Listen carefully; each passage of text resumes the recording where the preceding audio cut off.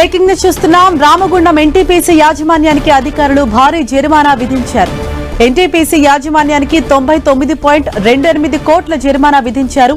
జిల్లా అదనపు collector Arunasri NTPC township లో అనుమతి లేకుండా 6 చోట్ల నిర్మాణాలు చేపట్టారు.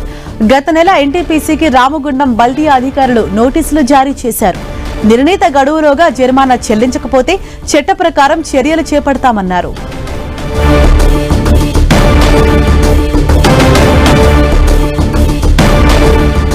దీనిపై మరింత సమాచారాన్ని మా ప్రతినిధి సతీష్ మనకు అందిస్తారు. సతీష్, రామగుండంలో అనుమతి లేకుండా 6 చోట్ల నిర్మాణాలు ఎన్టీపీసీ యాజమాన్యం చేపట్టడంతో 99,29,29,548 రూపాయల జరిమానాను రామగుండం కార్పొరేషన్ కమిషనర్ అరుణశ్రీ విధించడం జరిగింది. 2019 మున్సిపల్ చట్టం ప్రకారం నోటీసులకు స్పందించకపోవడంతో చివరకు ఈ మార్చి 29న పెనాల్టీ విధిస్తూ నోటీసులు జారీ చేయడం జరిగింది. రామగుండం కార్పొరేషన్ పరిధిలో అనుమతి లేకుండా గతేడాది ఎన్టీపీసీ యాజమాన్యం 12 రకాల నిర్మాణాలను చేపట్టడం జరిగింది. అందులో సి టైప్ అదేవిధంగా డి టైప్ అపార్ట్మెంట్ టవర్లతో పాటు సిఐఎస్ఎఫ్ హెచ్ఓడిలకు సంబంధించినటువంటి డి టైప్ బిల్డింగులు, విఐపి గెస్ట్ హౌస్లు, బ్యాచిలర్ హాస్టల్ తో పాటు ఏసీ రెస్టారెంట్ జరిగింది. ఇవన్నీ కూడా అనుమతులు లేకుండా నిర్మించారు. వీటిపైన అనుమతులు తీసుకోవాలని చెప్పి కార్పొరేషన్ మార్చి 19న నోటీసులు జారీ చేయడం జరిగింది. గతేడాది ఎన్టీపీసీ ఈ నిర్మాణాలు చేపట్టడంతో ఇటు కార్పొరేషన్ సీరియస్ గా స్పందించడంతో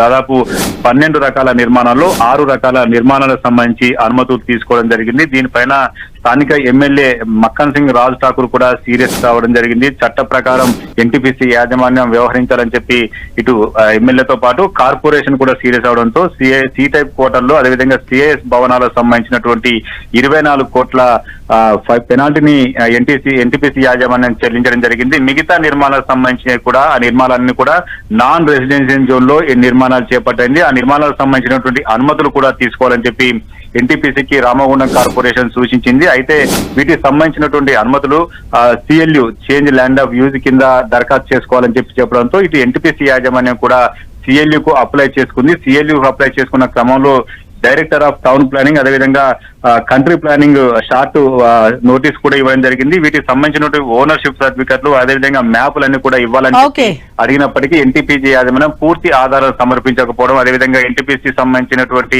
పెనాల్టీలన్నీ కూడా అక్రమ నిర్మాణాలపైన వాటికి సంబంధించినటువంటి సమాచారం ఇవ్వడంతో ఎట్టకేలకైతే భారీ జరిమానా విధించిందని చెప్పుకోవచ్చు. వీటికి స్పందించకపోతే వాటిపైన తదుపరి చర్యలు తీసుకుంటామని చెప్పి రామగుండం కమిషనర్ హెచ్చరించారు. థాంక్యూ సతీష్.